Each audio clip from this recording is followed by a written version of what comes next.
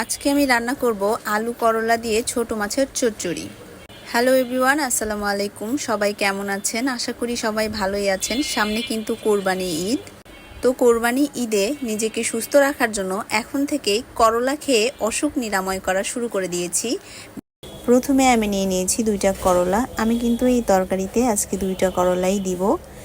তো করলাগুলো আমি মেশিনের সাহায্যে ভালো মতো কুচি কুচি করে কেটে নিচ্ছি। এই মেশিনের সাহায্যে কিন্তু আপনি যে কোনো জিনিস সহজেই খুব ভালোভাবে এবং চিকন চিকন করে কেটে নিতে পারবেন। আমিও সেভাবেই করলাগুলো চিকন চিকন করে কেটে নিলাম। আর করলার যে বীজগুলো সেগুলো আলাদা করে নিয়েছি।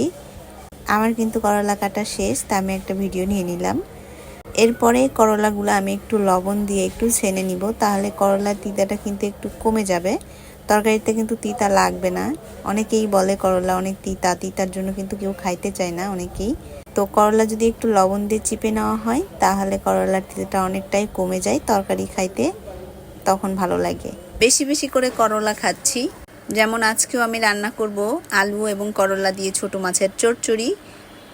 বেশিরভাগ ক্ষেত্রেই আলু করলা দিয়ে ছোট মাছের চচ্চড়ি না, চিংড়ি মাছের চচ্চড়িটা খেতে ভালো লাগে, মজা লাগে। তা আজকে আমার চিংড়ি মাছ নেই, সেজন্য আমি আজকে ছোট মাছ দিয়ে করলার চচ্চড়িটা করে ফেলবো।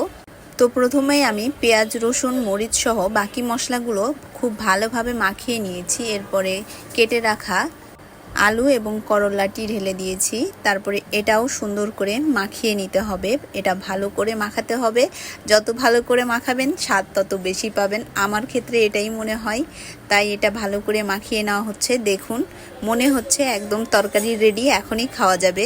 দেখতেই এখনই কত ইয়াম্মি লাগতে।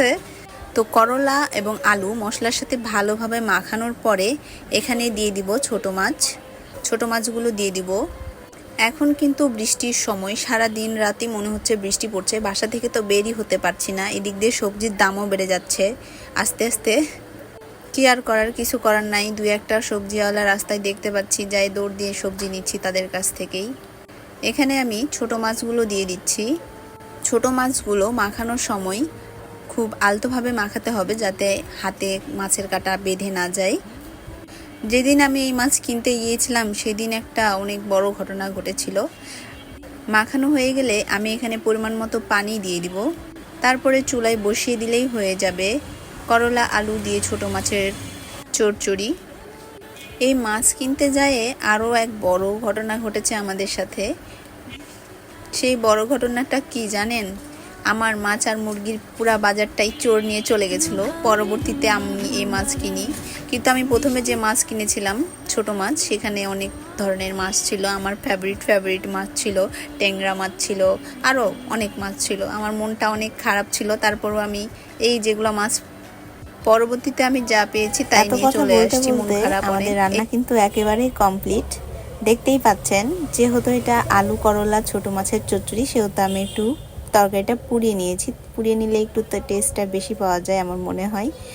আর তার সাথে আরেকটা সিক্রেট, যে আজকের তরকারিটা কিন্তু আমি রান্না করি নাই, সব দেখে দেখে আমি শুধু আজকে দেখেছি আর আপনাদের সাথে শেয়ার করেছি যে রান্নাটা কিভাবে করলো। তো যে রান্নাটা করেছে তার রান্নাটা কিন্তু অনেক মজার ছিল, অনেক টেস্টি ছিল। তার হাতে রান্নার জাদু আছে, এটা বলতেই হবে। তো আমাদের এত টেস্টি খাবার রান্না করে খাওয়ানোর জন্য তাকে আমাদের পক্ষ থেকে অনেক অনেক ধন্যবাদ। এত মজার খাবার খাওয়ানোর জন্য আপনাদেরকেও ধন্যবাদ।